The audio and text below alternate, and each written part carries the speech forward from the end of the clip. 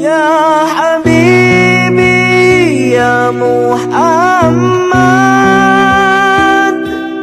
ya arus al-khafiqaini,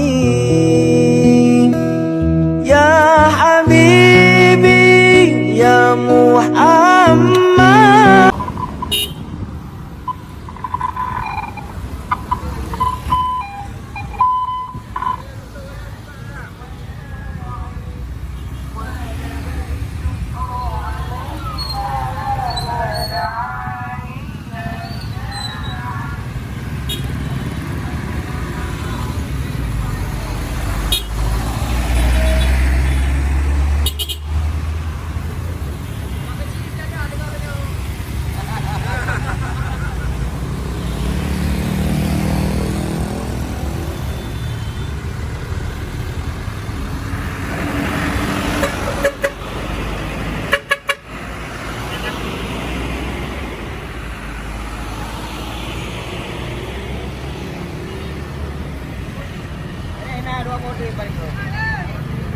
Empat peti ya.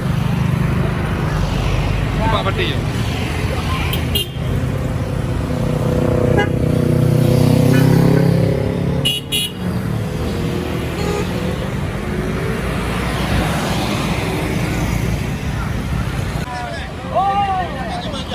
Ya.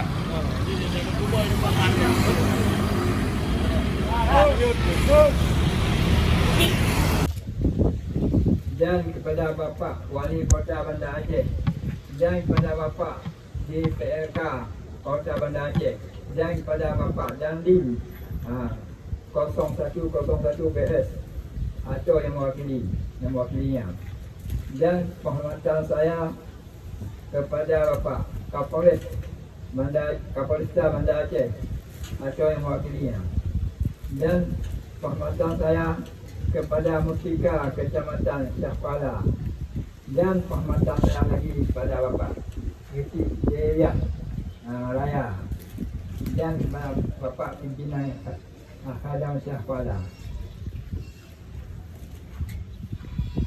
Ulun tuan kalah katuha yang silap hilap, maka ulun tuan lekemah sebesar-besar kesilapan ulun tuan.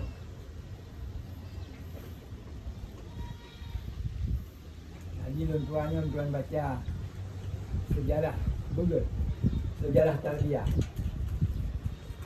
Bismillahirrahmanirrahim. Allah Ta'ala, inna dina indallahi Islam. Sesungguhnya agama di sisi Allah adalah agama Islam. Agama Islam sumbernya adalah Al-Quran dan hadis Rasulullah Muhammad Sallallahu Alaihi Wasallam. Yang memahami Al-Quran dan hadis yaitu mujtahid, artinya ulama. Siapa ulama? Yaitu 1 Imam Hanafi, 2 Imam Maliki, 3 Imam Syafi'i, 4 Imam Hambali. Islam yang tersohor di Pasir, yang doa Islam dari Arab ke Pasir oleh ulama yang mazhab Syafi'i, sehingga Islam disambut oleh Tunku Malikul Saleh dengan ilham Allah Ta'ala, sehingga Tunku Malikul Saleh memimpin Islam di Aceh dengan ilmu Syafi'i. Sampai berkembang agama Islam di Pasir dengan ilmu Syafi'i. Seluruh daerah-daerah dan menasah dan balik pengajian anak-anak dan di rumah-rumah di Pasir belajar ilmu Syafi'i. Semuanya yang belajar ilmu Syafi'i dinamakan tarbiyah Islamiyah. Justru kerana demikian, ketahuilah wahai umat Islam, tarbiyah Islamiyah di masa kerajaan Sultan Malikul Saleh sudah berkembang sampai ke Pulau Jawa dan seluruh Nusantara Indonesia, bahkan Asia Tenggara. Kemudian menjadi kerajaan Islam di Pasir, kerajaan terbesar dan termegah pada masa Sultan Malikul Saleh pada abad ke-13 Masehi. Dan pada saat itu pula para ulama-ulama di Pasir diutuskan oleh Sultan Malikul Saleh untuk mengembangkan agama ke Pulau Jawa yang dipimpin oleh Syekh Maulana Ibrahim yang dikenal Wali Songo. Dengan demikian, terlihat jelas bahawa kerajaan Samudra Pasir telah berkomuniti berkontribusi besar dan mengislamkan masyarakat Jawa bahkan sampai ke Asia Tenggara. Arti tarbiyah Islamiah iaitu mendidik Islam. Sehingga akhirnya hilang kerajaan Pasir, kemudian bermigrasi ke Banda Aceh. Lahirlah Port Temerloh sampai ke Iskandar Muda. Kemudian lahirlah seorang ulama iaitu Syah Kuala yang kubur yang tempat sini. Syah Abdul Fasoli membawa Islam, agama Islam kepada umat di Aceh dan Nusantara Indonesia dan Asia Tenggara, bahkan Eropah dengan ilmu mazhab ini. Sehingga tegaklah hukum Islam dengan ilmu mazhab ini. Syah Kuala membawa ilmu mazhab ini dinamakan tarbiyah Islam. Akhirnya sampailah tarbiyah Islamiah ke Iskandar Muda yang ke-9 masa penjajahan Belanda. Tinggallah ulama yang bernama Tuanku Raja Kemala. Kemudian Tuanku Raja Kemala menyambung tarbiyah Islamiah dari Syah Kuala pada masa kerajaan Iskandar Muda yang ke-9.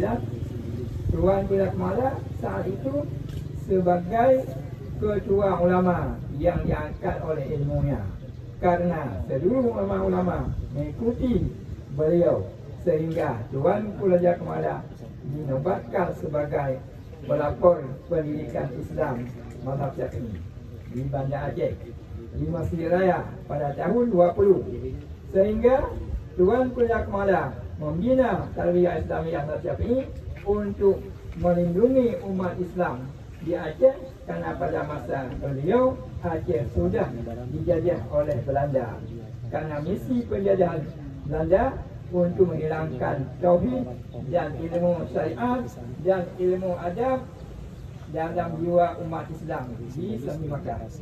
Akhirnya Tuanku Raja Kemala bermusyawarah dengan ulama-ulama di Sambi Makkah untuk mengembangkan ilmu dari Al-Quran dan kitab ilmu tauhid dan ilmu syariat dan ilmu akhlak kepada umat Islam di Aceh, dengan metode mengirim ulama-ulama ke seluruh penjuru Aceh supaya menjadi benteng untuk umat Islam di Aceh, sehingga umat Islam di Sambi Makkah tidak terjerumus dalam kejahatan.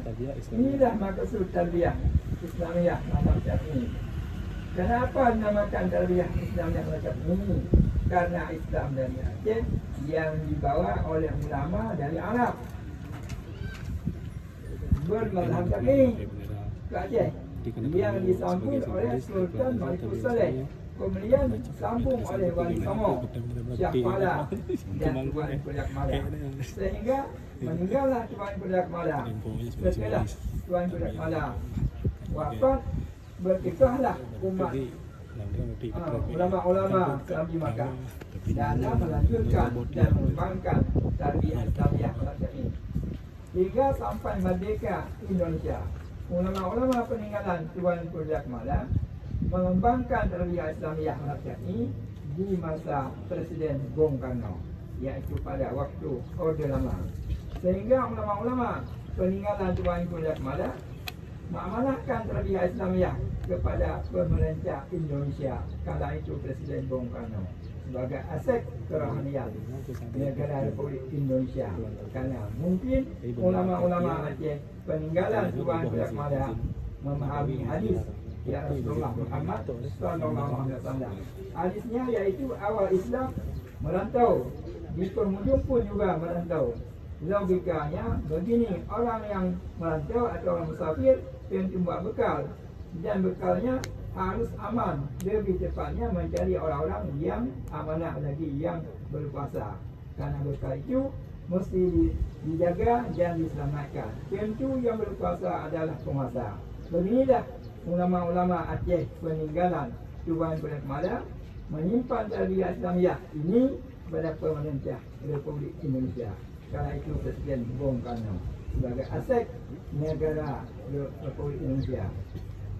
Kemudian pada tahun 1952, ulama-ulama peninggalan Tuanku Raja Kemala menantikan tarbiyah Islamiah yang telah dibentuk oleh Tuanku Raja Kemala. Karena telah ada tarbiyah Islamiyah mazhab Syafi'i di waktu Syiah pada.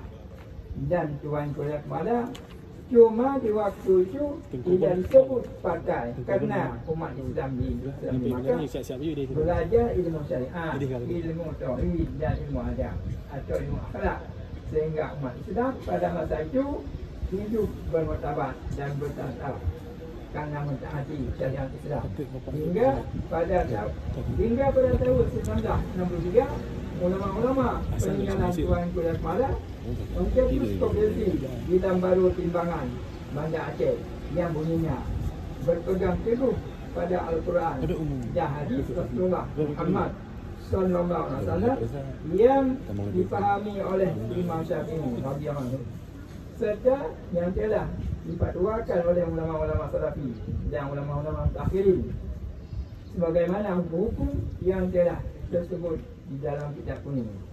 Oleh kerana demikian, umat Islam di seluruh dunia harus berenung di bawah lambang Masjid Haram dan Masjid Nabawi. Oleh sebab itu, kalau kita kembangkan Islam, harus bagi kita membawa bendera yang berlambang Masjid Haram dan Nabawi. Jadi harapan orang tua dahulu, dayah-dayah di Aceh atau tarbiyah Islamiyah ini menjadi hutan pelindung. Hilang hutan pelindung, banjir di mana-mana. Hilang tarbiyah Islamiyah atau hilang daya-daya, rosak moral di mana-mana. Inilah harapan orang tua dahulu. Tiga makanan tiga. Elok kedua akhiri.